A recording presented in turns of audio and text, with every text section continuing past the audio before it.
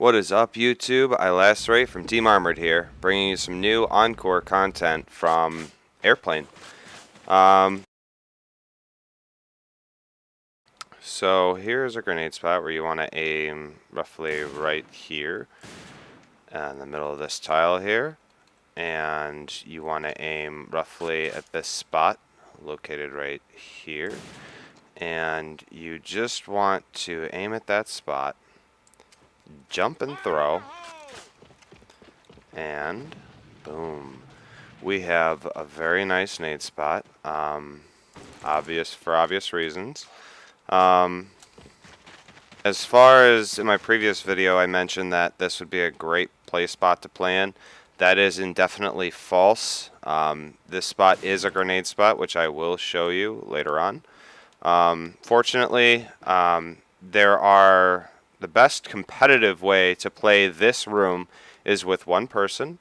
And basically what you want to do is you want to function from this point, and this point, kind of like in an L format. You want to stay away from this area like I've mentioned in my other video for obvious reasons.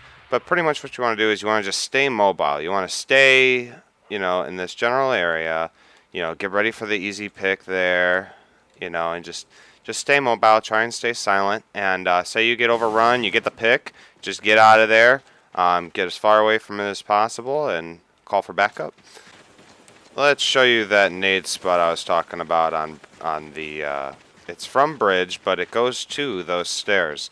And every good player, say you wanted to participate in tournaments, these nade spots are very, very important. This nade's thrown, 9 out of 10 times.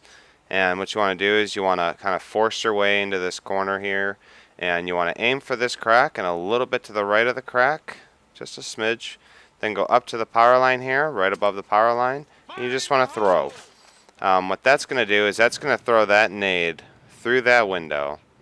And say you threw that nade as your team was pushing here. Say when they're about here.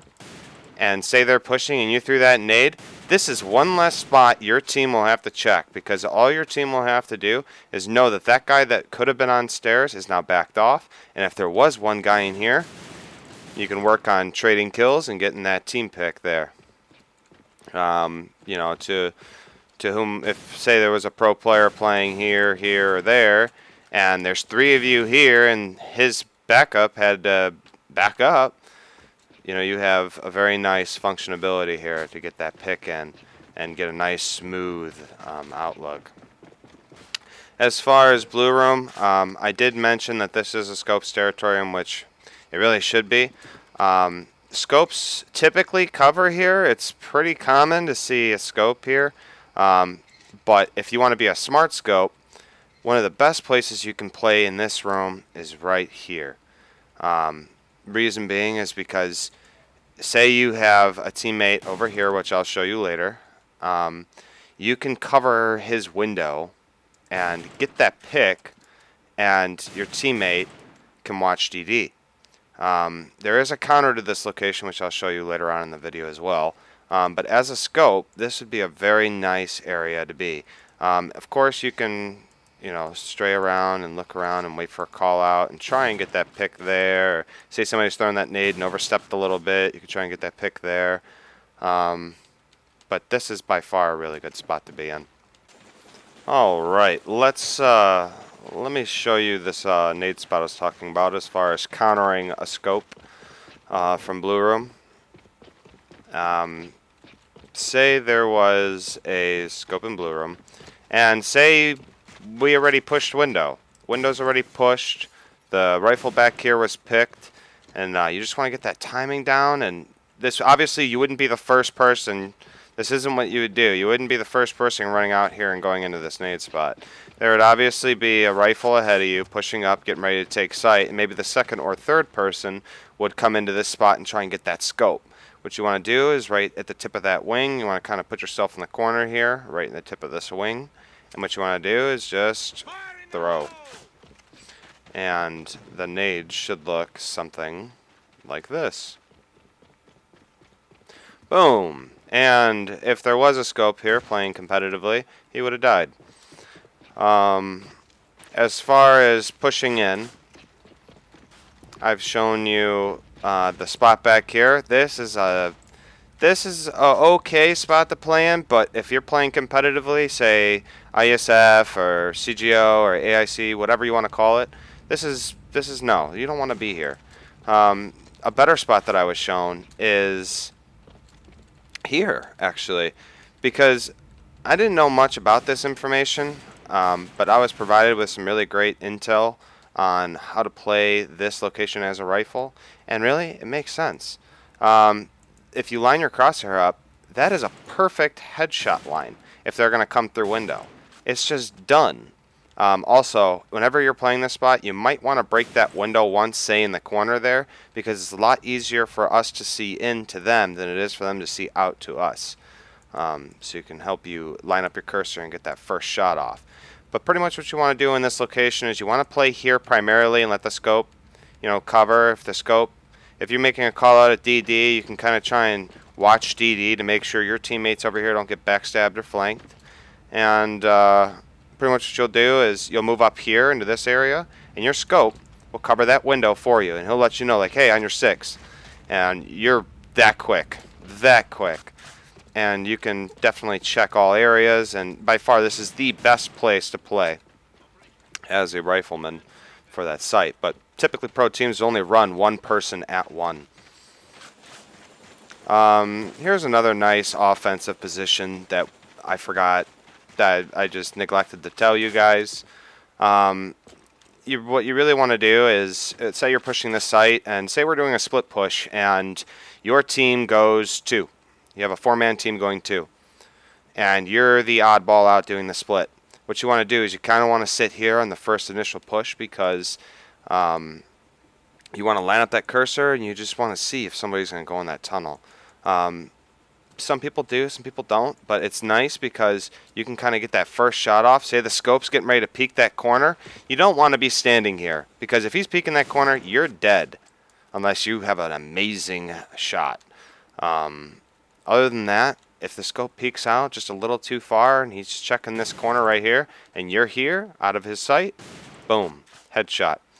And, and as far as being here, you can see if somebody was going in a tunnel, in which you want to minimize the amount of pre-aiming that you have to do. So knowing that somebody's not in that tunnel because you were sitting here watching tunnel the whole time, all you have to do is really come in, check that, check this, and you're good to go. Instead of running in here going, I wonder if he's over here, and then by the time you look here, you're picked by a scope.